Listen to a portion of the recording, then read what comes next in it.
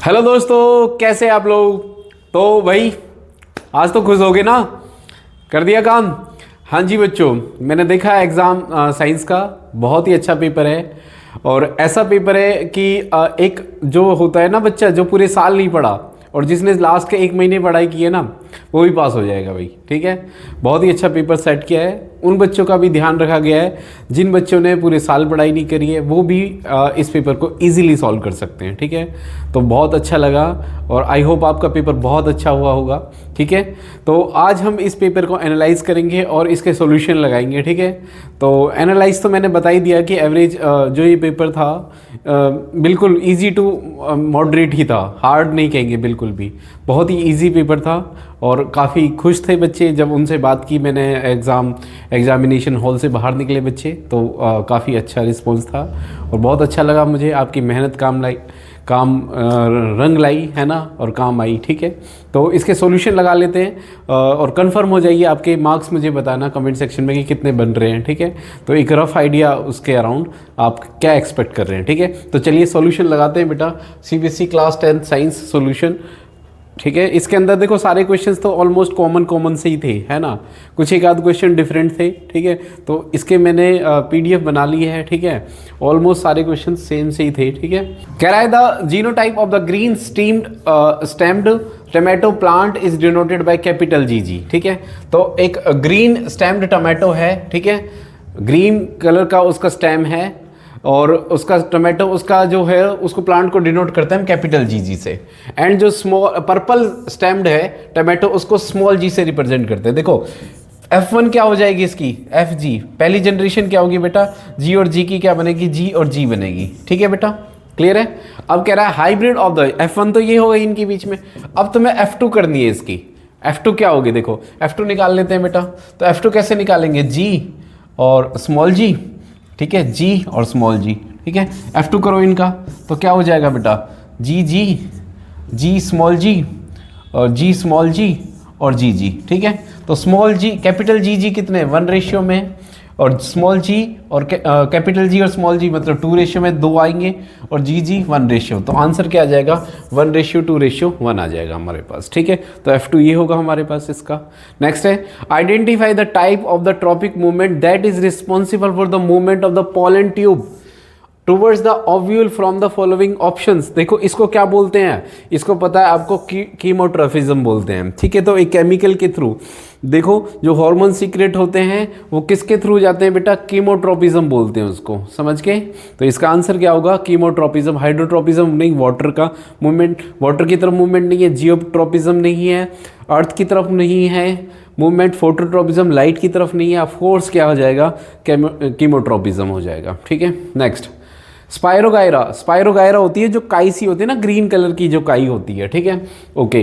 Despite being a multi cellular organism still shows a simple reproductive method, select the correct option with regard to reproduction in spirogyra में। कैसा reproduction होता है, asexual reproduction होता है, ये तो बात ठीक है। By the division of cells into 2 cells, नहीं 2 में डिवाइड नहीं होता। सेक्सुअल तो होता ही नहीं है। Asexual reproduction by breaking the spirogyra filament into smaller part, yes smaller part में डिवाइड हो जाता है। स्पाइरोगायरा इतनी जल्दी फैलता है कि उसका जो डिवीजन होता है एसेक्सुअल होता है और बहुत मैनी सेल्स में होता है। तो इसका आंसर क्या हो जाएगा बेटा, सी हो जाएगा। ठीक है, सेक्सुअल तो होगा ही नहीं, सेक्सुअल तो खत्म कर दो।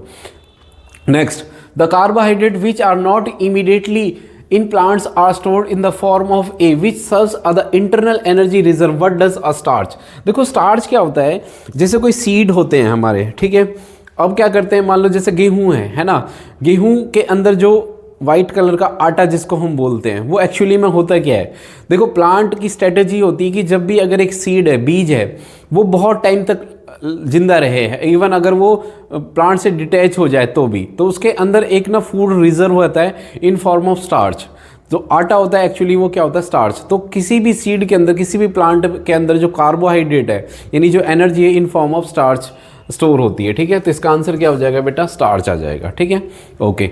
The following events occur during the process of photosynthesis, choose the option that indicate the correct event।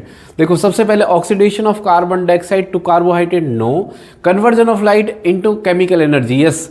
देखो एक्चुअली केमिकल रिएक्शन ही तो होती है in by the presence of chlorophyll, है ना, क्लोरोफिल के अंदर और क्या, absorption of the light energy by chlorophyll, yes light absorb होती है क्लोरोफिल से, ठीक है। तो ऑप्शन क्या हो जाएंगे इसके second and third. Conversion of hydrogen oxygen into water, no ये नहीं होगा बेटा, ठीक है। तो वाटर की तो हेल्प से होता है ना ये, तो इसका आंसर क्या हो जाएगा, second and third is the right answer. Okay next, in the given figure identify the trophic level having the maximum concentration of the harmful chemicals। देखो बायोमैग्निफिकेशन आपको पता ही है, बायोमैग्निफिकेशन क्या होता है कि जैसे अगर कोई केमिकल फूड चेन में इन्वॉल्व हो गया है ना, तो जैसे जैसे ट्रॉपिक लेवल इंक्रीज होते जाएंगे वैसे वैसे उसका जो हार्मफुल इफेक्ट है वो उतना ही ज़्यादा बढ़ता चला जाएगा। इसको बायोमैग्निफिकेशन बोलते हैं, ठीक है। ओके, तो जैसे प्रोड्यूसर में मान लो तुम कुछ कीटनाशक डाल रहे हो, ठीक है, फर्टिलाइजर से डाल रहे हो, तो उसका इम्पैक्ट सबसे ज़्यादा हायर एनर्जी उस पर पड़ेगा, ठीक है, जो उसको कंज्यूम कर रहे हैं, ठीक है, और ये बढ़ता चला जाएगा as the tropic level increase होगा। तो सबसे ज़्यादा इफेक्ट कहाँ होगा इसका, T5 पे। तो आंसर क्या होगा इसका, T5 होगा, ठीक है। नेक्स्ट है, which of the following limits are the limits the number of trophic levels in a food chain. देखो, availability of water, deficient food supply, decrease in energy at higher level. देखो आपको पता है ना 10% लॉ, 10% लॉ ये कहता है कि जैसे जैसे हम हायर अपर लेवल पे जाएंगे तो एनर्जी कम होती चली जाएगी, और एक टाइम क्या होगा, एनर्जी बहुत कम हो जाएगी। सबसे ज़्यादा एनर्जी प्रोड्यूसर में होती है, और लास्ट में जो हायर लेवल पे होते हैं, टर्शरी जो कंज्यूमर होते हैं, ठीक है, वो क्या करते हैं, उनकी एनर्जी और कम होती चली जाएगी। अगर ये एनर्जी और कम हो जाएगी, एक टाइम ऐसा आएगा एनर्जी नेग्लिजिबल होगी, इसलिए और ज़्यादा लेवल्स नहीं बनते हैं हमारे, ठीक है। तो इसको लिमिट कौन करता है कि इनफाइनाइट तक क्यों नहीं जाती, 50 लेवल क्यों नहीं बनते भाई, क्योंकि एनर्जी ही नहीं बचती वहाँ तक। तो इसका आंसर क्या हो जाएगा, decrease in the energy at higher levels. जैसे जैसे हम ऊपर जाएंगे तो हायर लेवल में एनर्जी डिक्रीज होती चली जाएगी। नेक्स्ट, ओके, एसेसन रीजन कर लेते हैं बेटा। Next, blood plasma transport carbon dioxide in dissolved form while oxygen to transport by the respiratory pigments। बिल्कुल सही बात है ये।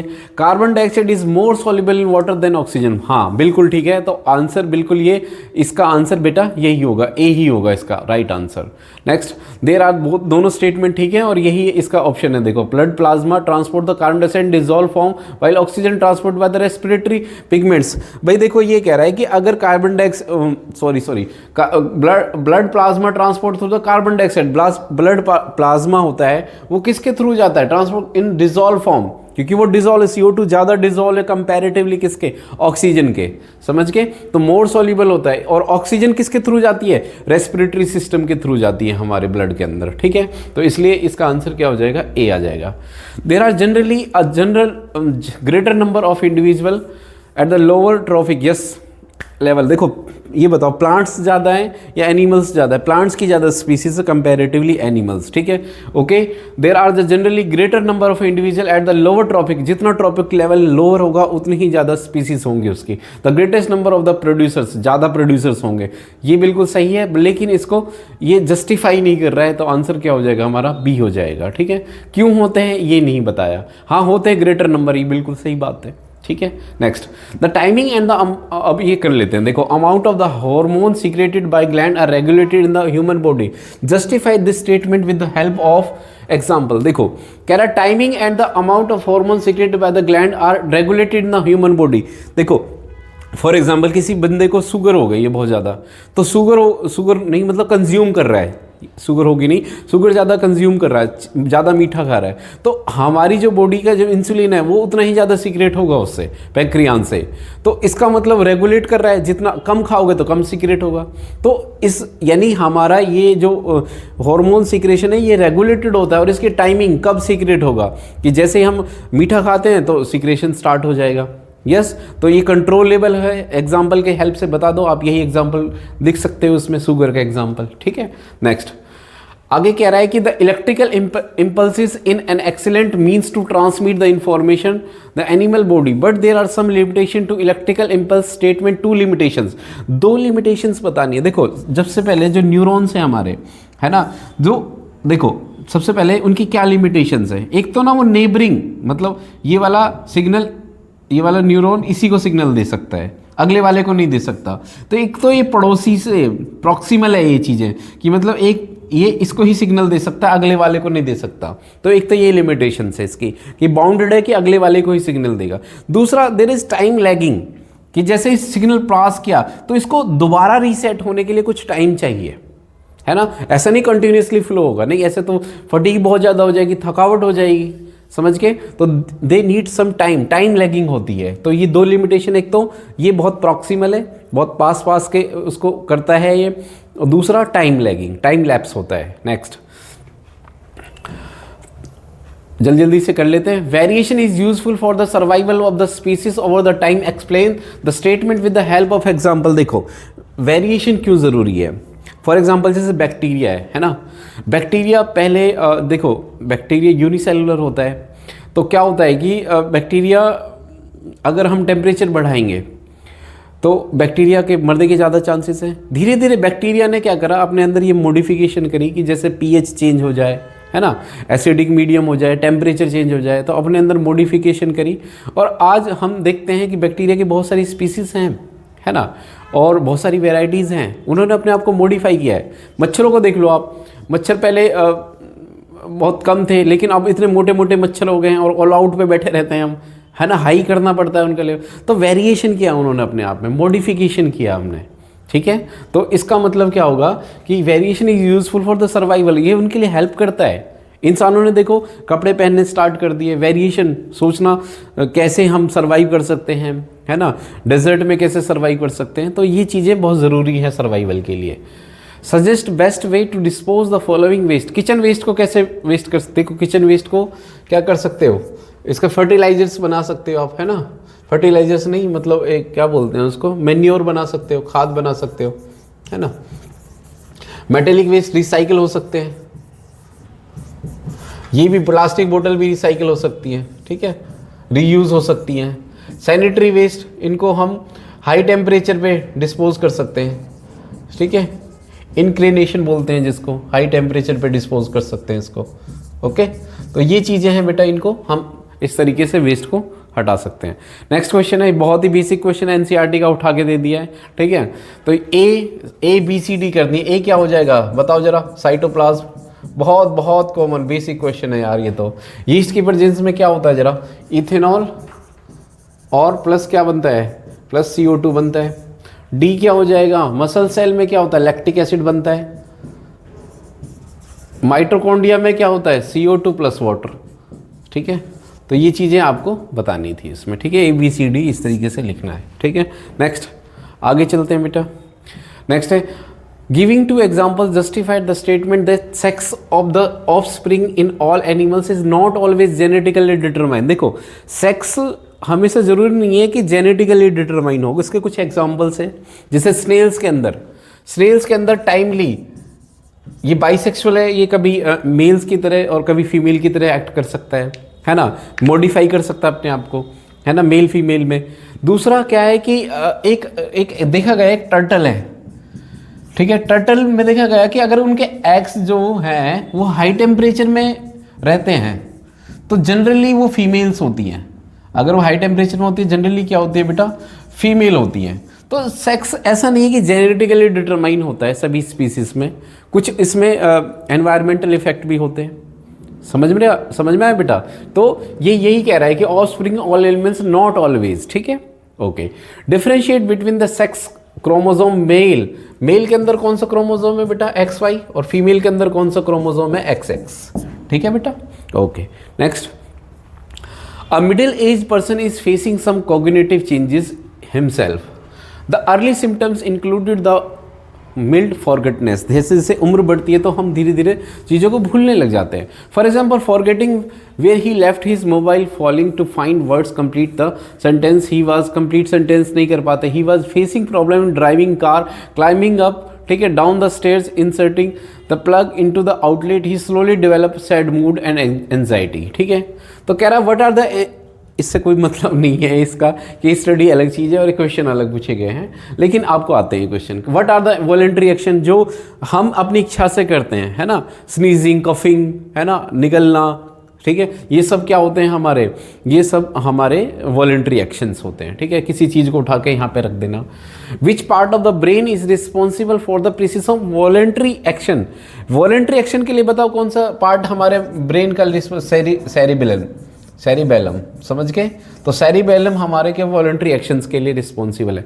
Explain the role of the medulla. Medulla कैसे, मेडुला क्या करता है, हम कौन से रिस्पॉन्सिबल, वॉलेंट्री एक्शन के लिए भी करता है ये, और जैसे स्नीजिंग के लिए है ना, कफिंग के लिए, ठीक है। तो ये सारी चीज़ें हम मेडुला कंट्रोल करता है हमारा, ठीक है। Okay, how do the animal muscles move, muscles move करती हैं विद द एक स्पेसिफिक प्रोटीन्स होते हैं बेटा, वो प्रोटीन्स क्या करते हैं, कॉन्ट्रैक्ट करते हैं with the help of signals, है ना, जो इलेक्ट्रिकल इम्पल्स मिलते हैं उनकी सिग्नल से वो कॉन्ट्रैक्ट और एक्सपेंड होते हैं, जिसकी वजह से हमारी मसल्स मूव करती हैं, ठीक है। तो ये स्पेसिफिक प्रोटीन की मदद से हमारी मसल्स मूव करती हैं। Name an organ that helps in the formation of male cells, also mention the condition the favour formation of the male organ that help in the formation of male, हाँ कौन सी बेटा, testis करती है ना, ठीक है। और also mention the condition, favour condition, देखो एक स्क्रोटम होता है बेटा, स्क्रोटम होता है जहाँ पे टेस्टिस होते हैं, ठीक है। कंडीशन क्या है कि जो बॉडी टेम्परेचर है उससे 2-3 डिग्री लेस टेम्परेचर होना चाहिए, इसीलिए जो है हमारे टेस्टिस बाहर की तरफ होते हैं, बॉडी के बाहर, ताकि उनका टेम्परेचर थोड़ा कम रहे, ये कंडीशन है इसकी, ठीक है। और उसमें स्पर्म बने। In the male reproductive system write the pathway followed by the deliver male germ cells to the site of the fertilization. Fertilization तक पहुंचने में कैसे कैसे जाएगा, देखो सबसे पहले टेस्टिस, ठीक है, टेस्टिस से जाएगा एपिडाइमिस, स्पेलिंग देख लेना थोड़ा सा इधर उधर हो सकती है। उससे किससे जाएगा, उसके बाद जाएगा हमारे पास वैन डेफेंस, उसके बाद किस में जाएगा, यूरेथ्रा में, ठीक है, फीमेल तक पहुंचने में, रिप्रोडक्टिव फर्टिलाइजेशन साइज तक पहुंचने में, ठीक है। उसके बाद वजाइना, उसके बाद सर्विक्स, उसके बाद उसके यूरेटर में जाएगा, और देन फिलोपियन ट्यूब्स में, फिलोपियन ट्यूब्स में, ठीक है। तो ये बात है कि मेल जो है जम किसके थ्रू जाएगा बेटा, साइट ऑफ फर्टिलाइजेशन में जाएगा, ठीक है, फिलोपियन ट्यूब में फर्टिलाइजेशन होगा। तो ये पाथवे है, हमें ये बताना था। Mention the main physical features of the male germ cell that helps to move toward the female germ, ठीक है। Male physical features, mention the male physical features that of the male germ cell that helps to move the toward the sperm की help से with the main physical features, fertilization, हाँ fertilization के through ही जाएगा भाई, sexual activity है ना, ये पूछा है ना, ठीक है। Next, Radha has 3 children, she does not want to more children. Radha अब और बच्चे नहीं चाहती है, तो क्या है, mention the name any 2 ways other than surgical, पर वो सर्जरी भी नहीं चाहती, तो कौन कौन सी चीज़ें वो अपना सकती है। तो सबसे पहले तो ओरल है ना, गोलियां खा सकती हैं वो, ओरल पिल्स होती हैं बेटा। दूसरा क्या कर सकती हैं, कॉन्डोम यूज़ कर सकती हैं बिना उसके, ठीक है। और क्या कर सकते हैं, एक कॉपर टी भी लगवा सकती हैं वो, ठीक है। तो इनसे प्रोटेक्शन हो सकती है। Name the surgical method, surgical method 2 होते हैं, या तो अपनी नसबंदी करा ले जिसको ट्यूबिकटॉमी बोलते हैं, या फिर वैसिकटॉमी करा सकती है अपने जो हस्बैंड है उसकी, ठीक है। तो ये इसको नसबंदी बोलते हैं बेटा, ये करा सकती हैं। Give one example each of the sexual transmitted disease caused by the bacteria. Bacteria से सेक्सुअल गोनेरिया होता है, गोनेरा, मैं कुछ और प्रोनाउंस कर रहा हूँ, हो सकता है कुछ और बोलते हैं उसको, ठीक है, ये होता है। नेक्स्ट गोनेरा, और वायरस से होती है एड्स होता है हमारा, समझ में आया बेटा, ठीक है। तो ये हैं क्या, बायोलॉजी पार्ट, ठीक है। आई होप आपका अच्छा हुआ होगा बायोलॉजी पार्ट। अब आते हैं केमिस्ट्री पार्ट पे, ठीक है। केमिस्ट्री पार्ट में क्या है, देखो सबसे पहले which of the following are the combination reaction, कौन सी कॉम्बिनेशन है, देखो कहाँ कंबाइन हो रहा है, एक ही हो रहा है, एक ही हो रहा है, यानी 2 और 3, ठीक है, ईजी सा है, बच्चों वाला क्वेश्चन है। A metal carbonate which solution X which form a salt water and gas Y, ठीक है। एक रिएक्शन है, देखो मेटल कार्बोनेट क्या बनाता है, एसिड की प्रेजेंस में salt plus water plus CO2 बनाता है, क्लियर है बेटा। तो इसका मतलब x और y क्या है, x मतलब एक एसिड है, ये रहा HCl, और कार्बन डाइऑक्साइड, y क्या हमारा CO2 है हमारा, ठीक है।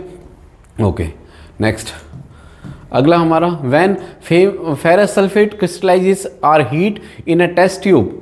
ओके, अब क्या कह रहा है, we observe that a colour gas that has no smell is a brown gas is evolve, the green colour of the salt fades and gas with the smell of the burning sulphur is evolve. This is the right answer.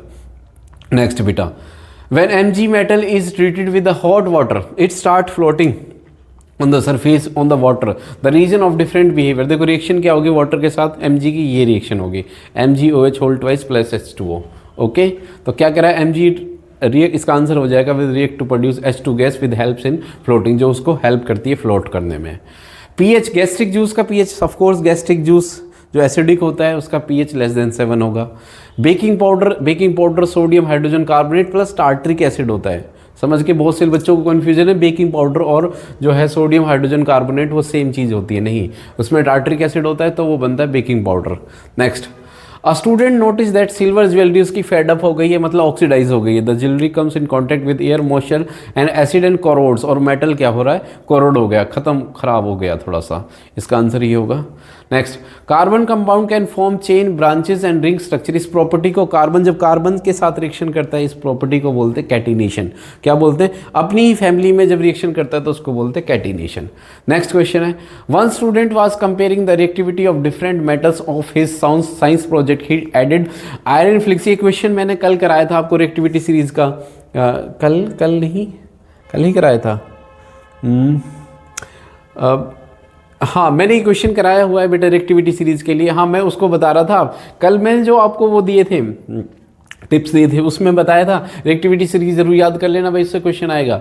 तो ये कह रहा है कि सबसे ज़्यादा विग्रेसली किसके साथ रिएक्शन करेगा इन सब में। देखो ZnCO लिख लो बेटा, क्या है, काशीनाथ से कातिया मांगे ऑल जमीन, फिर पंजाब हरियाणा कौन है जी आ गया, ठीक है। इन सब में देखो आयरन ये रहा, आयरन से ज़्यादा रिएक्टिव कौन कौन से हैं हमारे, कौन कौन से इसमें, एक तो Zn है, Zn ज़्यादा रिएक्टिव है, और क्या है Cu और A एल्युमिनियम, ये रहा, ये ज़्यादा रिएक्टिव, ये भी रिएक्शन नहीं करेगा, Zn भी रिएक्शन नहीं करेगा। कौन रिएक्शन करेगा, कॉपर सल्फेट जो है वो रिएक्शन करेगा किसके साथ, Fe के साथ, तो डिस्प्लेसमेंट रिएक्शन हो जाएगी, FeSO4 प्लस क्या आ जाएगा हमारे पास, FeSO4 प्लस Cu आ जाएगा, ठीक है। राइट द बैलेंस इक्वेशन, ये बैलेंस इक्वेशन हो जाएगी इसकी, ठीक है। नेक्स्ट, अटेम्प्ट ए और बी, ठीक है, right. One of the example metal soft that cut in with the knife से जो कट हो सकता है, सोडियम हो सकता है, पोटेशियम हो सकता है बेटा। And more metal that case good conductor of electricity, और गुड कंडक्टर इलेक्ट्रिसिटी का नॉन मेटल ग्रेफाइट हो सकता है। बहुत ही बेसिक क्वेश्चन है, ठीक है। यूजिंग द कॉन्फ़िगरेशन MgO का कॉम्बिनेशन करना है बेटा। MgO का कैसे, Mg के लास्ट में Mg का एटॉमिक नंबर कितना होता है, 12, यानी 282, Mg पे 2 डॉट आएंगे, या 2 डॉट या क्रॉस कर लो। ऑक्सीजन पे, ऑक्सीजन का कितना होता है 8, तो लास्ट में 6 डॉट आएंगे भाई, 2 और 6 तो 6, 1 2 3 4 5 6, ज़्यादा हो गए 3, हाँ 6, ठीक है। बस रिएक्शन हो जाएगी हमारे पास। ये तो नहीं, मैं क्या बता रहा हूँ, ये 2 इलेक्ट्रॉन इसको लूज दे देगा भाई, क्या यार, आयनिक बॉन्ड बनेगा। सॉरी बच्चों, Mg क्या करेगा, 2 इलेक्ट्रॉन बना देगा, Mg2 पॉजिटिव प्लस 2 इलेक्ट्रॉन, और ये 2 इलेक्ट्रॉन कौन, ऑक्सीजन लेगा, ठीक है। तो ये बन जाएगा O2 नेगेटिव। क्लियर है बेटा, ये ले जाएंगे। तो Mg इसके बीच में आयनिक बॉन्ड होता है, Mg और O के बीच में कैसा बॉन्ड होता है, ionic bond. Okay next, metal sulphides are and carbonates should be converted to their metal oxide, the process of extraction of the metals. देखो मेटल सल्फाइड और कार्बोनेट्स को सबसे अच्छा उनको रिमूव करने का तरीका, उनको ऑक्साइड में कन्वर्ट करो, ठीक है। उनको ऑक्साइड में कन्वर्ट करने के बाद फिर उनका कैल्सिनेशन या रोस्टिंग कर दो, तो मेटल जो सल्फाइड है या कार्बोनेट से उनका क्या करो बेटा, सबसे पहले ऑक्सीडेशन करो। ऑक्सीडेशन करने के बाद उनका क्या करो, वो मेटल ऑक्साइड बन जाएंगे, और मेटल ऑक्साइड से ऑक्सीजन निकालने के लिए या तो कैल्सिनेशन कर दो या रोस्टिंग कर दो। समझ के, क्लियर है बेटा, ठीक है। Aluminium oxide is considered an amphoteric. Amphoteric किसको बोलते हैं? देखो Al2O3 एम्फोटेरिक है, मतलब इसके अंदर एसिडिक की भी प्रॉपर्टी, एसिड की भी प्रॉपर्टी होती है और बेस की भी होती है, इसलिए इसको एम्फोटेरिक बोलते हैं। एम्फोटेरिक का मतलब जिसके अंदर एसिड और बेस दोनों की प्रॉपर्टी होती है, ठीक है। Metal like Na are never found in free state. Free क्योंकि भाई बहुत रिएक्टिव है, ज़्यादा रिएक्टिव है, इसका मतलब ये फ्री ही नहीं मिलेंगे, इसका मतलब ये कंबाइंड स्टेट में मिलेंगे। तो इसका सही आंसर है कि ये बहुत ज़्यादा रिएक्टिव है। Next, Seema took a small amount of copper powder in China dish. China dish में कॉपर पाउडर लिया है यहाँ पे, ठीक है। What will be change observe in heating. Heat करने पे ऑक्सीडाइज होगा, यानी कॉपर ऑक्सीडाइज हो जाएगा। कॉपर अगर ऑक्सीजन के साथ रिएक्शन बनेगा तो क्या Cu2O बन जाएगा भाई, ऑक्सीडाइज हो जाएगा। When H2 is gas is passed, ठीक है, CuO हो जाएगा। तो 2 कर दो ना इसको, 2 CO, ठीक है। Cu2O, हाँ 2 कर सकते हैं, हाँ ठीक है, ये कर दो, ठीक है। कॉपर ऑक्साइड बनेगा, समझ के। अब कह रहा है when hydrogen gas is passed over the heating visible change. अब क्या हो जाएगा अगर हाइड्रोजन कर दो, पहले तो तुम ऑक्सीडाइजेशन कर रहे हो, अब हाइड्रोजन गैस कर रहे हो, मतलब रिडक्शन हो जाएगा। अब इसका रिडक्शन हो जाएगा तो ये दोबारा किस में कन्वर्ट हो जाएगा, कॉपर प्लस H2O में कन्वर्ट हो जाएगा, ठीक है। अब इसका रिडक्शन हो गया, हाइड्रोजन ऐड हो गया, समझ के। Okay, give chemical equation. ये केमिकल इक्वेशन लिख दी along the names of the colour. Colour क्या होगा, देखो कॉपर जो होता है वो रेडिश ब्राउन जैसा होता है थोड़ा सा, ठीक है। जब वो कॉपर ऑक्साइड हो जाएगा तो बन जाएगा ब्लैक। क्या बन जाएगा, ब्लैक, ये रेडिश ब्राउन, ठीक है। अब ब्लैक को दोबारा से करोगे तो ये दोबारा कॉपर बन रहा है, दोबारा से ये किस में कन्वर्ट हो जाएगा, रेड ब्राउन में कन्वर्ट हो जाएगा, समझ के। तो एक कलर भी लिखना है, इसका आंसर ये होगा। नेक्स्ट, ओके, अब ये क्वेश्चन है, देखो ये क्वेश्चन बढ़िया क्वेश्चन है, अच्छा क्वेश्चन कह सकता हूँ मैं इसको, ठीक है। तो बट ये ज़्यादा कोई ऐसा कोई हार्डिस्ट नहीं है, इजी सा है। In the given diagram when electricity pass through, तो ये देख सकते हो आप कौन सा डायग्राम है, क्लोर एल्कली प्रोसेस का डायग्राम है ये, ठीक है। ओके, एनोड कैथोड इलेक्ट्रोलाइसिस उसी में होता है। X and Y with burning match stick and brought together. X और वाई क्या होते हैं हमारे यहाँ पे, और ए क्या है, कह रहा write the names of X and Y. दो गैस और एक्स और वाई निकलती हैं यहाँ में से, इसमें से क्लोर एल्कली प्रोसेस में। एक एक्स है, X is pass through the slick lime and insoluble substance A is produce, ठीक है। Okay, Y it burns with the pop sound. Y pop sound के साथ, इसका मतलब ये H2 है और ये क्या है हमारा Cl2 है भाई, ठीक है। तो X तो हो गया हमारा Cl2, Y क्या हो गया हमारा H2 हो गया हमारा, ठीक है। ओके, कह रहा है Z क्या बनेगा, right the balance chemical equation for the formation of substance Z, ठीक है। अब क्लोर एल्कली प्रोसेस में क्या होता है, याद है आपको, NaCl प्लस H2O क्या बन जाएगा, NaOH plus Cl2 plus H2, ठीक है। तो क्लोर एल्कली प्रोसेस में क्या बनेगा, ब्राइन सॉल्यूशन H2 के साथ मिलके NaOH plus Cl2 plus H2 बनाएगा, ठीक है। ओके, Z बन गया ये Z यही इसी की कह रहा है, हाँ, formation of Z। What happens if drop of red litmus is added to the Z and if CO2 gas pass through the animals NaCl CO2 के पास होगा तो क्या बनेगा, पास अमोनिया एक solution NaCl plus ammonia CO2 है ना, और क्या है H2O, ठीक है। हाँ, Z2 एक्वा सोल्यूशन भी होगा, तो ये क्या रिएक्शन बनेगा, ये बन जाएगा NaHCO3, सोडियम हाइड्रोजन कार्बोनेट बनेगा हमारे पास, ठीक है। तो ये रिएक्शन हमें पता ही है, सोडियम हाइड्रोजन कार्बोनेट की रिएक्शन है। इसमें मतलब सारे ही पूछ लिए, चारों केस हैं वो सारे ही पूछ लिए, ठीक है। ओके, ठीक है, ओके। नेक्स्ट, अब क्या कह रहा है, हाँ, a carbon compound P of molecular formula C2H6O is found to be neutral when tested with a red and blue litmus, ठीक है। ब्लू लिटमस के साथ टेस्ट किया तो न्यूट्रल मिला। A gas burns with the pop sound is produced when the sodium metal reacts with the compound P. Okay, identify the P.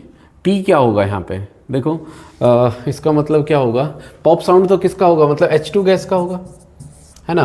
तो इसका मतलब पॉप साउंड होगा, the carbon compound P is heated with concentration. Identify the compound P। 443 produces क्यों? अच्छा ये 443 वाली reaction याद है तो मैं अल्कोहल है, इसका मतलब C2H2 C2CH3CH2OH, इसको 443 के केल्विन पे करोगे तो ये रिएक्शन क्या देगी हमारे पास? CH2 डबल बॉन्ड इथीन देगी और प्लस H2 देगा। अरे चल भाई, थोड़ा स्लो मांग रहा है ये, ठीक है। प्लस क्या आएगा? H2 आएगा, प्लस क्या आएगा हमारा? H2, ठीक है। पॉप साउंड प्रोड्यूस हो रहा है। अब कह रहा P क्या है, इसका मतलब P ये हमारा इथेनॉल है, ठीक है। Okay, what is the role of concentrated H2SO4 की प्रेजेंस? H2SO4 क्या कर रहा है यहाँ पे? हाइड्रोजन निकाल रहा है, इसलिए इसको डिहाइड्रेटिंग एजेंट भी बोलते हैं। क्या बोलते हैं इसको? डिहाइड्रेटिंग एजेंट भी बोलते हैं बेटा, समझ में? Okay, next, heating P ethanoic acid with catalyst, right the formula of equation, ठीक है। अब कह रहा है कि अगर इसको इथेनोइक एसिड के साथ रिएक्शन कराओ, देखो डायरेक्ट रिएक्शन तो पूछी नहीं है, अब ये बताओ मुझे रिएक्शन कौन सी है? इथेनोइक एसिड मतलब CH3COOH, ये अल्कोहल है, और ये क्या है हमारे पास? ये हमारा कार्बोक्सिलिक एसिड है। इसका मतलब ये कौन सी रिएक्शन है बेटा? एस्टरिफिकेशन रिएक्शन है। तो CH3 CH2 COOH C2H5, समझ के एस्टर बन जाएगा हमारे पास प्लस वाटर।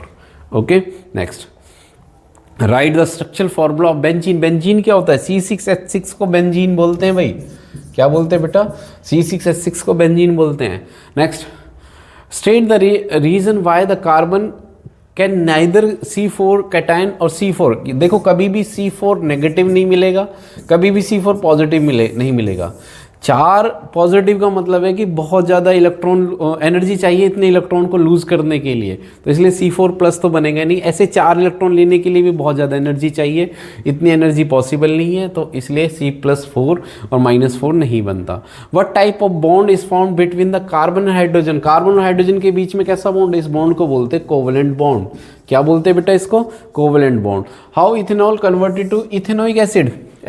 अल्कोहल से कार्बोक्सिलिक एसिड बनाना भाई, उसका ऑक्सीडेशन कर दो हाई स्ट्रॉन्ग ऑक्सीडाइजिंग एजेंट की प्रेजेंस में, KMnO4 की प्रेजेंस में कर दो, तो ये सीधा क्या बन जाएगा? CH3COOH बन जाएगा, ठीक है बेटा। नेक्स्ट, इस रिएक्शन को करना है भाई CH3COOH प्लस NOH, सीधा सा हो जाएगा भाई CH3COONA प्लस C2H5OH, ठीक है, सीधा रिएक्शन है, तो ये आंसर हो जाएगा इसका, ठीक है। नेक्स्ट, आगे फिजिक्स, ठीक है। कह रहा है from the following option choose the one which the negative magnification. Negative magnification किसका हो? कॉन्वेक्स या कॉन्वेक्स? देखो कॉन्वेक्स मिरर तो कभी बनाएगा नहीं, वो तो हमेशा कैसी वर्चुअल इमेज देता है, तो इसका मतलब कॉनकेव मिरर होगा और रियल इमेज के केस में होगा, ठीक है बेटा।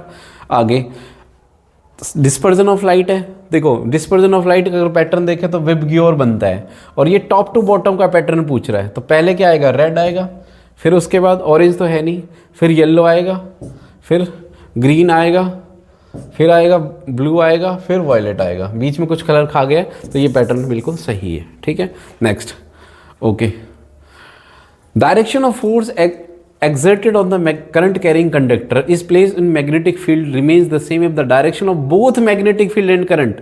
मैग्नेटिक फील्ड की डायरेक्शन भी चेंज कर रहा है और करंट की डायरेक्शन भी चेंज कर रहा है, समझ के?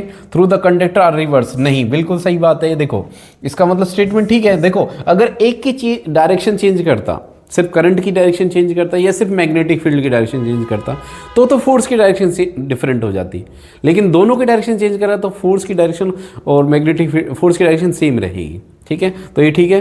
The direction of force exerted by the current conductor place in external magnetic field can be determined by using magnetic compass. नहीं, डायरेक्शन डिटरमाइन की जाती है फ्लेमिंग्स लेफ्ट हैंड रूल, तो ये स्टेटमेंट गलत हो गई। इसका आंसर ये ठीक है, तो सी आ जाएगा। A is true, R is false.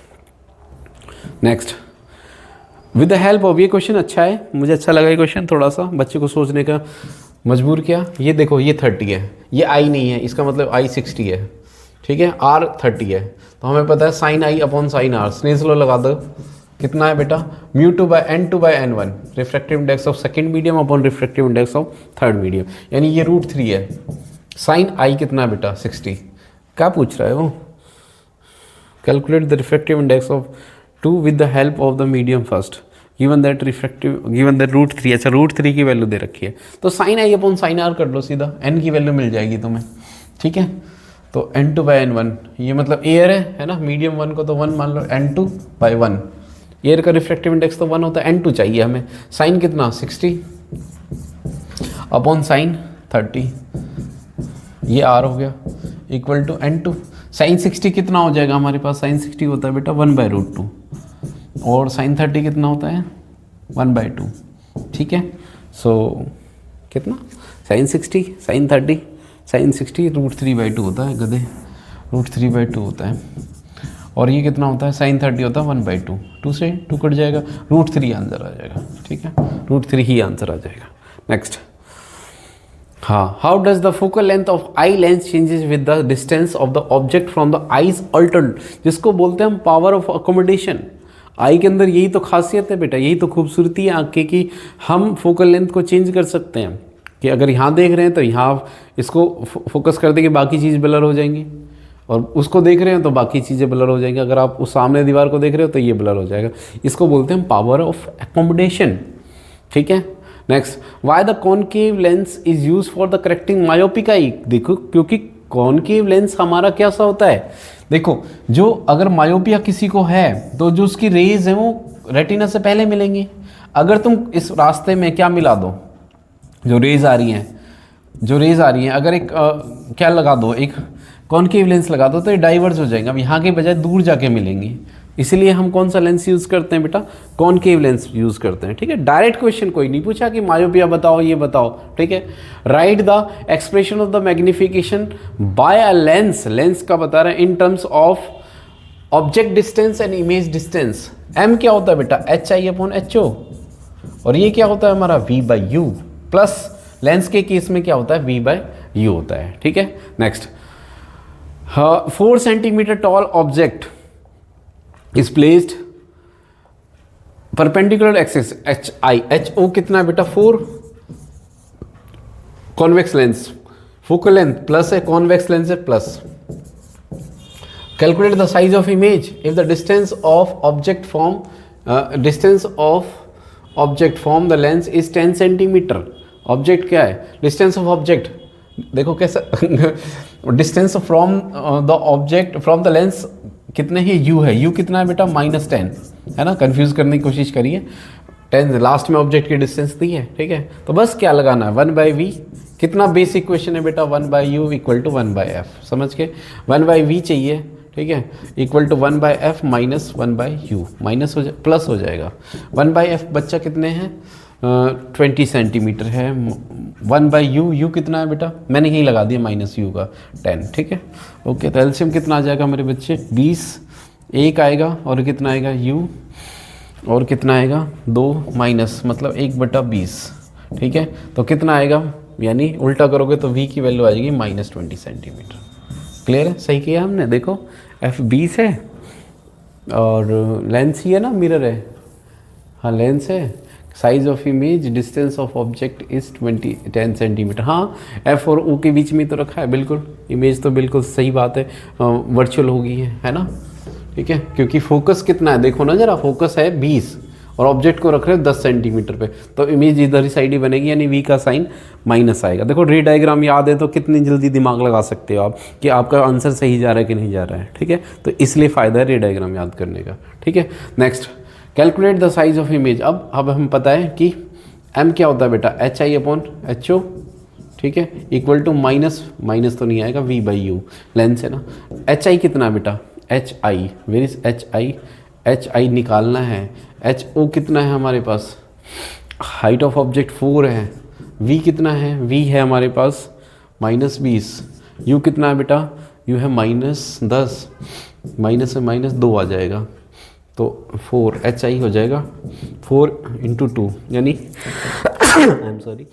8 centimetre, क्या आ जाएगा 8 सेंटीमीटर, ठीक है। स्कैटरिंग ऑफ लाइट क्या होता है बताया था, वन शॉट वीडियो में पूरा पढ़ा है बेटा, सारी चीज़ें अच्छे से डिटेल में पढ़ाई है। स्कैटरिंग ऑफ लाइट क्या होता है कि जब लाइट स्कैटर्ड हो जाती है, छोटे छोटे पार्टिकल से इंटरेक्ट होती है, क्योंकि लाइट के डिफरेंट वेवलेंथ होती है, डिफरेंट कलर से बनी है, हर एक कलर का अलग अलग वेवलेंथ है, और जब वो पार्टिकल से इंटरेक्ट होती है तो जो पर्टिकुलर जिस कलर की वेवलेंथ मैच करती है पार्टिकल के साइज से, वो स्कैटर्ड हो जाती है। समझ के, this is the condition of scattering कि वेवलेंथ का साइज किसके इक्वल होना चाहिए, पार्टिकल के साइज के, जिससे वो टकरा के स्कैटर्ड हो रही है। इसको हम स्कैटरिंग ऑफ लाइट बोलते हैं। ठीक है, ओके। नेक्स्ट, स्कैटरिंग और रिफ्लेक्शन में फ़र्क है। रिफ्लेक्शन तो बाउंसिंग बैक होता है लाइट का, मीडियम में, सेम मीडियम में जाना। Electric current and magnetic field, current इस तरफ जा रहा है भाई, करंट जिस तरफ जा रहा है उसी तरफ पॉजिटिव चार्ज पार्टिकल जा रहा है। लगाओ फ्रेमिंग लेफ्ट हैंड रूल, ये फिंगर किस तरफ जाएगी, जिस तरफ मैग्नेटिक फील्ड है, ये उस तरफ जाएगी। करंट भाई अंदर की तरफ आ रहा है, थंब, तो डायरेक्शन क्या हो जाएगा, अंदर की तरफ, इनवर्ड, इनटू द प्लेन। क्या आएगा इसका, इनटू द प्लेन, लेन द लो, लो कौन सा, Fleming left hand rule use कर रहे हैं। Draw the pattern of magnetic field lines, current carrying circular loop, बिल्कुल करंट कैरिंग सर्कुलर लूप का कराया था मैंने आपको। Current carrying circular loop, current ऐसे जा रहा है तो मैग्नेटिक फील्ड लगाओ भाई, थंब इस तरफ लगा दे, करंट की तरफ ऐसे जाएंगे। ठीक है, तो ये लूप्स में ऐसे बनेगा, ऐसे ही इसमें थंब लगा दो तो कैसे जाएगी मैग्नेटिक फील्ड, ऐसे लूप्स। ठीक है, डायरेक्शन मेंशन कर दो ना, ऐसे जा रही है तो इसका मतलब ये डायरेक्शन। ठीक है, ये लूप्स की डायरेक्शन बना दी होगी आपने, इजी सा क्वेश्चन था, एक्सपेक्टेड था। State the rules, find out the direction of, कौन सा रूल है भाई ये, कौन सा है, right hand thumb rule around the circular loop. ठीक है, राइट हैंड थंब रूल लगता है। Why should burn out the fuse replace by another fuse identical rating only. देखो, अगर एक फ्यूज वायर बर्न हो गई है ना, तो उसी ऐसी ही वायर होनी चाहिए। क्यों, अगर उसका मेल्टिंग पॉइंट ज़्यादा हुआ तो मेल्ट नहीं होगी, मेल्ट नहीं होते अप्लायंसेस को ख़राब कर देगी ना बेटा वो, इसलिए हमें ऐसा ही वायर यूज़ करना चाहिए। क्लियर है बेटा। Next, why is the soft iron use in making the electromagnet. बेटा सॉफ्ट आयरन की जो है मैग्नेटाइजेशन बहुत ज़्यादा होती है, स्ट्रॉन्ग होती है। ओके, और इलेक्ट्रोमैग्नेट है वो क्या करता है, इलेक्ट्रोमैग्नेट है, उसकी रिटेंटिविटी कम होती है। ठीक है, तो मतलब इलेक्ट्रोमैग्नेट बनाने में इजीली मैग्नेटाइज हो सकता है। सिंपली आप ये बोल दो रिटेंटिविटी वगैरह, ये कहाँ पढ़ी है आपने, वो इजीली मैग्नेटाइज हो जाता है सॉफ्ट आयरन। ठीक है, नेक्स्ट, ग्राफ बनाना है बेटा, बहुत ही आसान, बहुत ही आसान। क्या करूँ मैं इसका, ठीक है, किसका ग्राफ बनाना है, द आई वर्सेस वी का ग्राफ बनाना है भाई। लगा दो यहाँ पे वी 1.2, 2.4, 3.6, इससे आसान क्या लोगे मेरे बच्चों, ये करंट 0.4, 0.8, समझ के सीधा ग्राफ आ जाएगा। ओके, कैलकुलेट रेजिस्टेंस, रेजिस्टेंस कैसे निकालोगे, अब देखो रेजिस्टेंस निकालने के लिए स्लोप लगा दो, क्या करोगे, कोई भी दो वैल्यू निकाल लो, 1 पॉइंट, ठीक है, क्या आएगा R2, उल्टा कर दो, R इक्वल टू क्या होगा, V2 minus V1 upon I2 minus I1, कोई भी दो वैल्यू ले लो, V2 माइनस V1 मतलब 2.4 माइनस कितना 1.2 अपॉन I2 माइनस I1 यानी 0.8 माइनस 0.4। क्लियर है बेटा, तो ये आ जाएगा 1.2 डिवाइड बाई 0.4, तो कितना आएगा, यानी 3 आ जाएगा, 3 ओम। नेक्स्ट, आगे, Swati, a class 10th student, observed that when she passes close the refrigerator, her kitchen, she feels the heat, although the things kept inside the refrigerator are cool. Describe the cause of the heating. देखो, describe the cause of heating, heating क्यों हो रही है, क्योंकि heating effect हो रहा है, और हीटिंग इफेक्ट में उसका फॉर्मूला भी पूछ रहा है, क्या होता है I2RT।